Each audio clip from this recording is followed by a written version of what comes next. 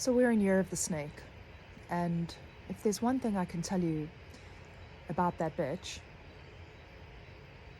is that she's a bitch.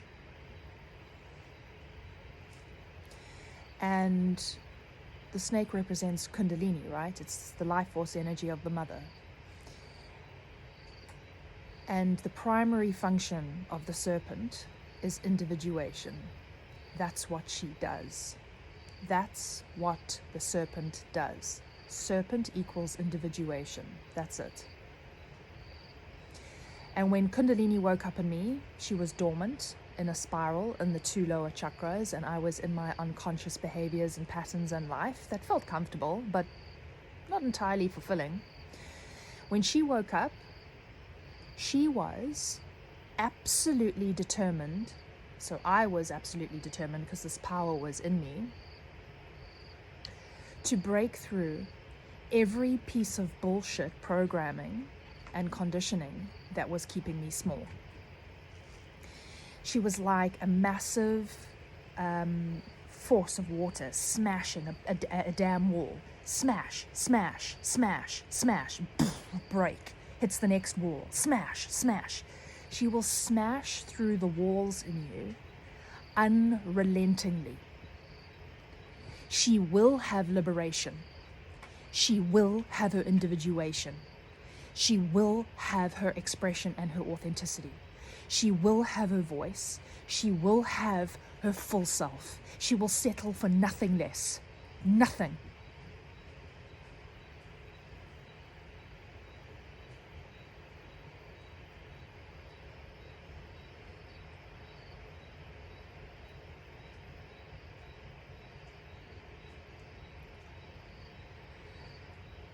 The serpent is the fire in you of personal power. And when you reclaim the power, because the energy is moving in such a way, it's you are compelled to do it. So we're in Year of the Snake, and we're going to be compelled into this energy. You will lose a lot of things in order to individuate.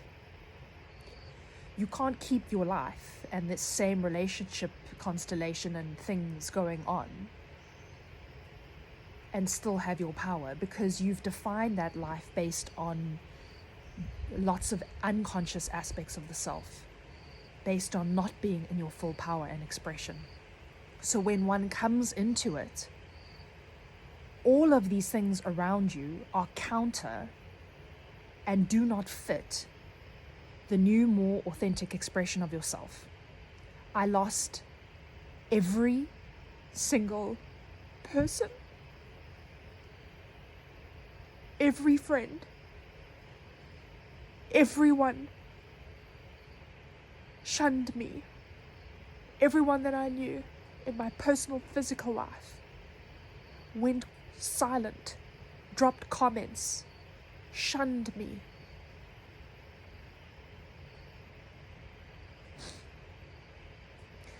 And then when I started to speak on here, because that was part of my individuation, she was like, you speak exactly what you're feeling and thinking. Don't you dare hold back. Don't you dare hold back your voice. Don't you dare. You speak it as it arises. You speak if you're crying. You speak if you're shouting. You speak if you're neutral. You speak on behalf of me, because I am all of these things, and none of these things should be moralized. And you had all of that moralized in religion growing up. You couldn't express any of that stuff. And you had a split psyche and a suppressed darkness that was acting out in addictions and all kinds of bullshit. And you chose badly for yourself because you didn't speak freely. So you speak. And I did that. And it was hard. It was so hard at first. It's still hard sometimes. But then after doing that, which was part of the individuation for me, the expression. Oh, well, the few people that remained in my life, gone. Absolutely gone. Not one of my family members, actually only one, has said, I'm proud of you. I'm proud of what you've done. One. Totally rejected for my authenticity. totally shunned by everyone I've known. Judged. When I meet people now physically, I don't even tell them I do this. Because I just want to have friendship before people fuck off because they're so affected by my authenticity.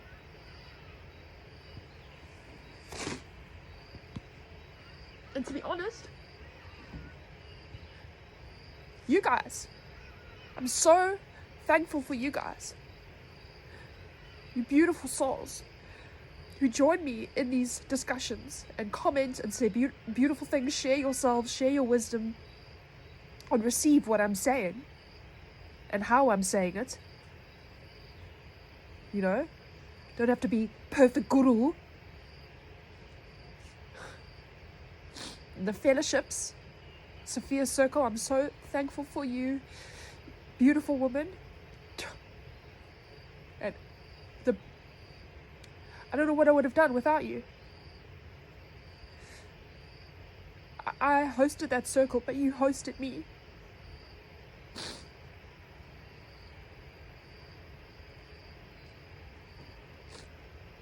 And I'm just sitting with the loss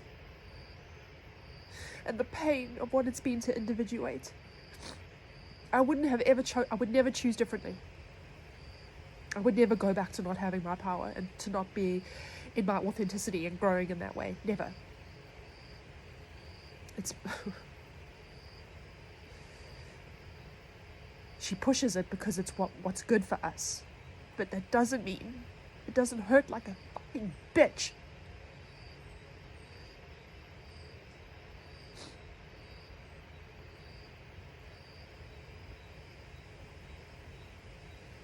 So I love the serpent. I'm not wearing my ring today, but I've been wearing her since the day I had a Kundalini awakening. I had a ring made of the serpent. But she will stop at nothing less than you being in your full truth. No matter what the cost. She's like, oh, you have to lose relationships that you've had for years, your whole life. Okay, bye. Bye. Buy a job that doesn't fit. Buy relationships. Bye. Bye, bitch. Bye. She doesn't give a fuck. And that's obviously difficult. But on the other side of it, it's way better. Because any relationships that do come in my life, I'm building from scratch. I've been building from scratch. Are people who appreciate my work. I had one of my oldest friends, who I thought was a goddess lover and understood everything I do. She was like, oh, you know your Instagram. I was like, well, no, what do you mean? She was like, you know your Instagram. I was like, no, I don't know what you mean by my Instagram. What does that mean?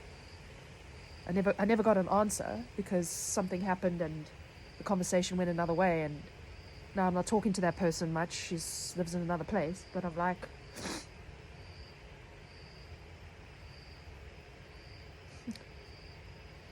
building from scratch. But every person that comes into my life now,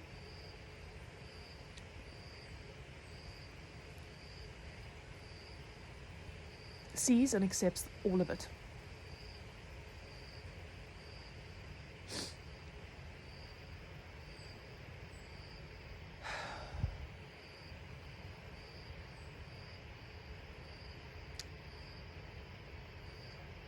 Yeah.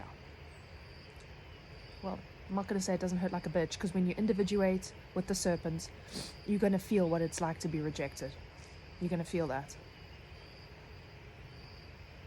And you got to titty up or balls up for that.